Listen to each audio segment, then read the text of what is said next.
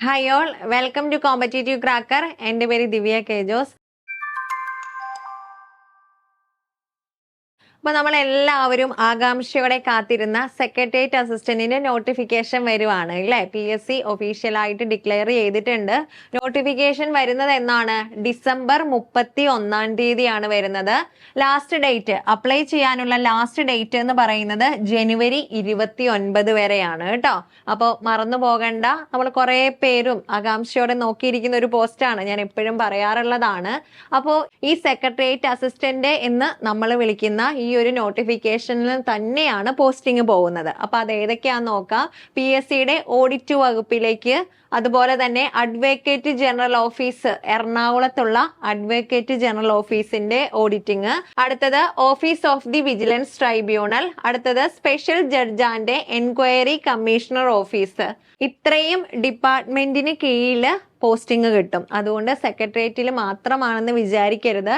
ഈ ഒരു എറണാകുളത്താണെങ്കിലും അതുപോലെ തന്നെ ഈ ഒരു ഓഫീസ് വരുന്ന എല്ലായിടത്തും പോസ്റ്റിംഗ് ഉള്ളതാണ് കേട്ടോ. അപ്പോൾ നല്ല രീതിയിൽ പഠിക്കാനായിട്ട് ശ്രദ്ധിക്കുക. അതുപോലെ തന്നെ പേ സ്കെയില് നിങ്ങൾക്ക് അറിയാവുന്നതാണ്. നല്ലൊരു സാലറി സ്കെയിലോട് കൂടിയുള്ള ഒരു പോസ്റ്റാണ് ഇത് എന്ന് പറയുന്നത്. 27,800 to 59,400 വരെയാണ് ഇപ്പൊ പറഞ്ഞിരിക്കുന്നത്. ഇനി ഒഴിവുകള് പ്രതീക്ഷിത ഒഴിവുകളാണ്. ഇനി നിയമന രീതി നമുക്കറിയാം, നേരിട്ടുള്ളതും തസ്തിക മാറ്റവും. അപ്പൊ ഇത് വിജ്ഞാപനം സെപ്പറേറ്റ് തന്നെയാണ് വിളിക്കുന്നത്. നേരിട്ടുള്ളതും തസ്തിക മാറ്റം വഴിയുള്ളതും രണ്ടായിട്ട് തന്നെയാണ്. അത് ബേസ് ചെയ്തിട്ടായിരിക്കും അതിന്റെ അപ്പോയിന്റ്മെന്റും വരുന്നത്. അപ്പൊ പ്രായപരിധി എന്ന് പറയുന്നത് 18 to 36 ആണ് കേട്ടോ. അതായത് ഇവിടെ കറക്റ്റ് ആയിട്ട് ഡേറ്റ് പറഞ്ഞിട്ടുണ്ട്. 2/1/1988 അതുപോലെ തന്നെ 1/1/2006 ഇതിനിടയിൽ ജനിച്ചവർക്കായിരിക്കും ജനറൽ കാറ്റഗറിയിലുള്ളവർക്ക് അപ്ലൈ ചെയ്യാനായിട്ട് പറ്റുന്നത്. അപ്പൊ ബാക്കി റിസർവേഷൻകാർക്ക് അവരുടേതായിട്ടുള്ള ഏജ് റിലാക്സേഷനും ഉണ്ടായിരിക്കും. ഓക്കെ, ഇനി കാലാവധി എന്ന് പറയുന്നത് ഇപ്പൊ നമുക്കറിയാം, നിലവിൽ എന്തുണ്ട്, ഒരു റാങ്ക് ലിസ്റ്റ് ഉണ്ട് സെക്രട്ടേറിയറ്റ് അസിസ്റ്റന്റിന്റെ. ഇതിനു മുമ്പ് നടന്ന എക്സാമിന്റെ റാങ്ക് ലിസ്റ്റിന്റെ കാലാവധി അവസാനിക്കുന്നത് 2026 ഏപ്രിൽ 11 ഓക്കെ, അപ്പൊ അതുവരെ കാലാവധി ഉണ്ട്. അപ്പൊ അതിനു മുമ്പ് വേണം ഈ ഒരു എക്സാം ഒക്കെ നടത്തി അതിനുശേഷം എന്ത് വേണം നമുക്കറിയാം അല്ലെ. സെക്രട്ടേറിയറ്റ് അസിസ്റ്റന്റിന്റെ എക്സാം എപ്രകാരം ആയിരിക്കും എന്ന് കറക്റ്റ് പറഞ്ഞിട്ടുണ്ടായിരുന്നു. ആദ്യം എന്തുണ്ട്, പ്രിലിമിനറി ഉണ്ട് ഒരു 100 മാർക്കിന്റെ. അതിനുശേഷം മെയിൻസ് ഉണ്ട്. മെയിൻസ് എന്ന് പറയുന്നത് 2 എക്സാം ആയിട്ടാണ് 100 മാർക്കിന്റെ വീതം. അതും എങ്ങനെ തന്നെയാണ്, ഒബ്ജക്റ്റീവ് ടൈപ്പ് ആണ്. ഓക്കെ, രാവിലെയും ഉച്ചയ്ക്കുമായിട്ട് 2 എക്സാം നടത്തുക എന്ന് പറഞ്ഞു. അതിനുശേഷം ഷോർട്ട് ലിസ്റ്റ് വരും. ആ ഷോർട്ട് ലിസ്റ്റിൽ ഉള്ളവർക്ക് എന്തുണ്ട്, ഇന്റർവ്യൂവും ഉണ്ട്. അതിനുശേഷമാണ് റാങ്ക് ലിസ്റ്റ് പബ്ലിഷ് ചെയ്യുന്നത്. അപ്പൊ ഇത്രയും പ്രോസസ്സ് ഇതിനിടയിൽ നടക്കാനുണ്ട്.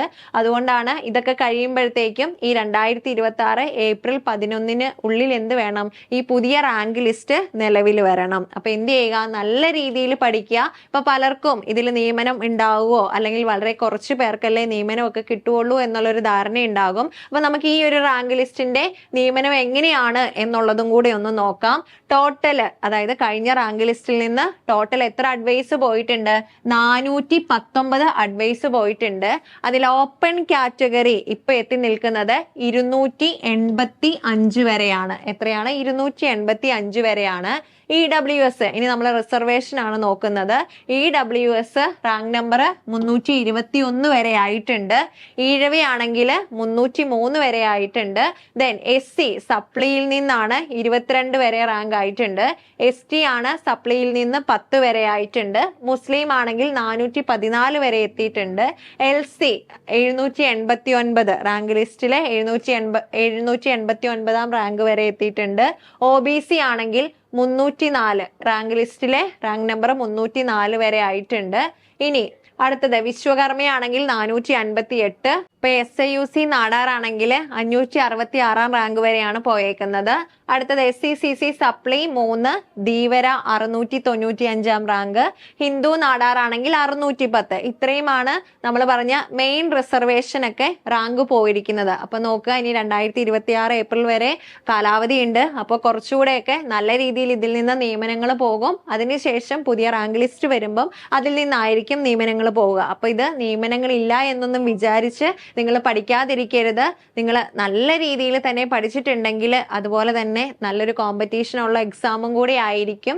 അതുകൊണ്ട് നിങ്ങൾ പഠിക്കുമ്പോൾ എന്ത് ചെയ്യുക, നല്ല രീതിയിൽ പഠിക്കാനായിട്ട് ശ്രദ്ധിക്കുക. ഓക്കെ, അപ്പോൾ നമ്മൾ ഈ ന്യൂ ഇയർ ഒക്കെ തുടങ്ങുമ്പോൾ നല്ല തീരുമാനത്തോടു കൂടെ ഇതങ്ങ് പഠിക്കുക. എന്നിട്ട് നമ്മൾ എന്ത് ചെയ്തൊരു ഗസറ്റഡ് ഓഫീസിലേക്ക് വരെ എത്തുന്ന ഒരു പോസ്റ്റാണ്. അപ്പോൾ ആ ഒരു രീതിയിൽ നിങ്ങൾ അത്രയ്ക്കും തീവ്രമായിട്ട് ആഗ്രഹിച്ച് പഠിക്കാനായിട്ട് ശ്രദ്ധിക്കുക കേട്ടോ.